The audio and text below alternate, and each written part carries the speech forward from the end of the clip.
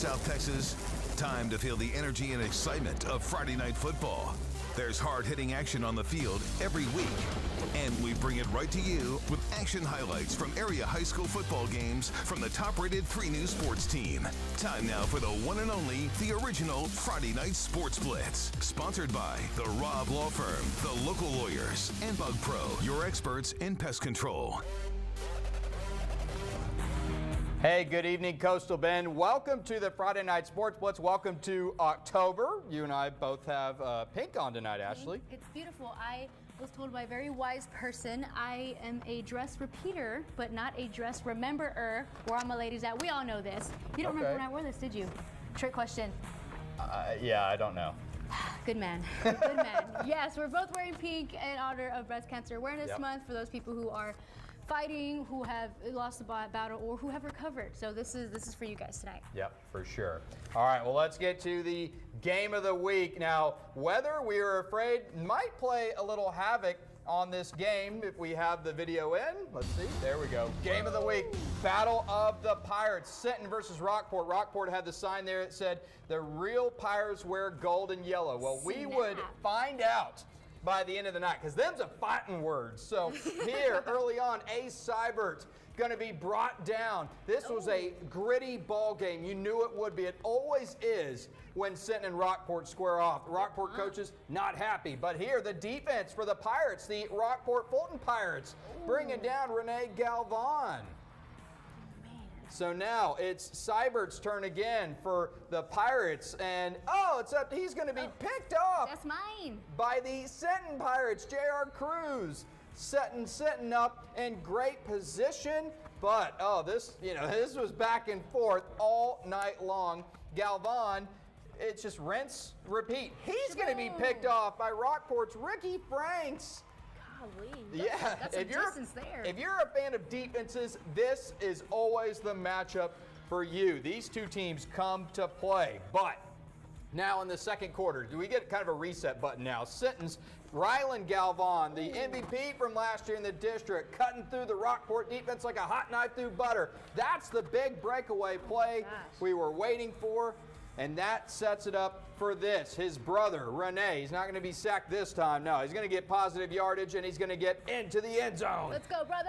Sinton goes up 7-0. Let's take a look at the final. 28-21. Sinton, I guess, for now, the real Pirates. Ooh, fighting words. Again, that Rockport sign, not my words. Oh, you know what? You know what? They got to follow through. That's the thing. I wish we had some shots of the mascot there, Chris. All right, let's get it going to the next game. GP at Flower Bluff. Now, Chris, both the Hornets and Wildcats are coming off of district losses, so this one's a big one. And this bumped up to a 5 o'clock start today. It sure, oh my gosh, Chris, it was a little warm. I'm not going to lie. It was a little warm. That pass to Elwood, that would bring the first scores to the with the kick, 3-zip.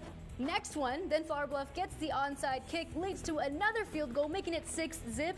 But GP kicks it up a notch to Brandon Redden, to Nicholas Hartley, shakes off 2 defenders.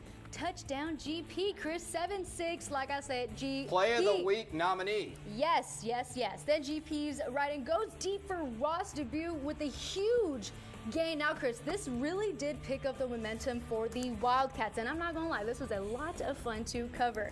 Then Ryden fighting off for the end zone, has it stripped, but Chris, it was called a touchdown. It was very close. It was very close, but Chris, you know what? We are not the experts. They are the experts with the stripes, allegedly. 14-6 with GP coach Brent Davis. Loving that. Now, 24-6, Flower Bluff fumbles the snap. GP ball. Flower Bluff not happy about this one, but GP very happy with that one, Chris. Then up next, Redden up top to Hartley again. At the half, this is now 30-6. Touchdown, Hartley. GP leads 30-6 already.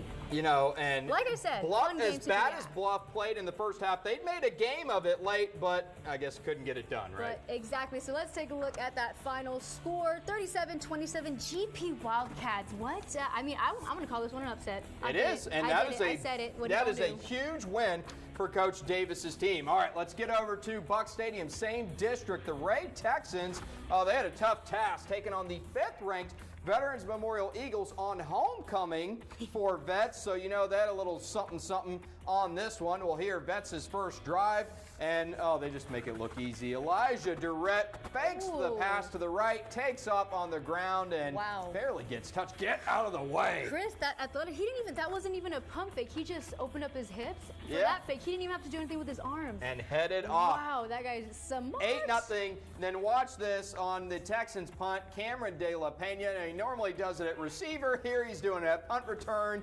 And again, basically not touched. Down the sidelines, not gonna get him. Turns on the Jets, and that made it 16-0. Oh, Coach Craig Charlton, he knew it was going to be a long night, and it was. Craig. But you know what? They got some games that they're going to be in this year. This was not one of them, because then it goes from bad to worse. Ben De La Cerda going to be picked off by Adriel Perez and gone. This was 4 minutes into the game, and it was 24-0.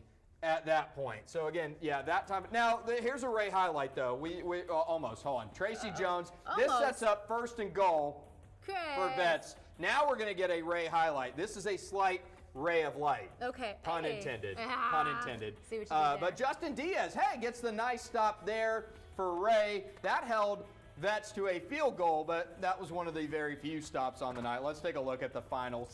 79-10. Oh, no mercy, Chris. All my gosh. Vets in this one. Ay, Dios mío. We need to light the candles tonight. That is, oh my lantern. Okay, so let's talk about this district has gotten shaken up a little bit. Veterans, they're the clear-cut favorite to keep rolling. Ballers.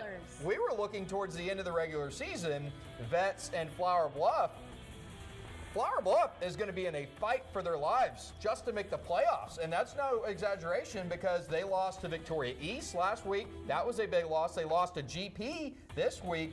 Those are some teams that, they got to start winning some games, or they might find themselves on the outside looking in. And it's hard to come back from big upsets like that. I mean, you can just, for any team, any sport, any ranking, whatever you are, just coming back from losses like that, it takes a lot. I mean, but at the same time, the positive thing about it is that these kids are learning a lot. I'm sure their coaches now, are learning you a lot have to give it up. Huge props to Brent Davis's team. They looked good in a loss last week to Vets. They pushed Vets to the limit in that game, and they came out with an extra something tonight against Flower Bluff. Full swings tonight. I loved going to that game. It was, like I said, a little warm, but God, that game was fun. Thank you, guys. All right, so that definitely made this district even more interesting going forward, especially those 2 through 4 spots. You got the Victorias that are going to have something to say about it as well. Well, we've got plenty more coming up on the Blitz, so stay tuned.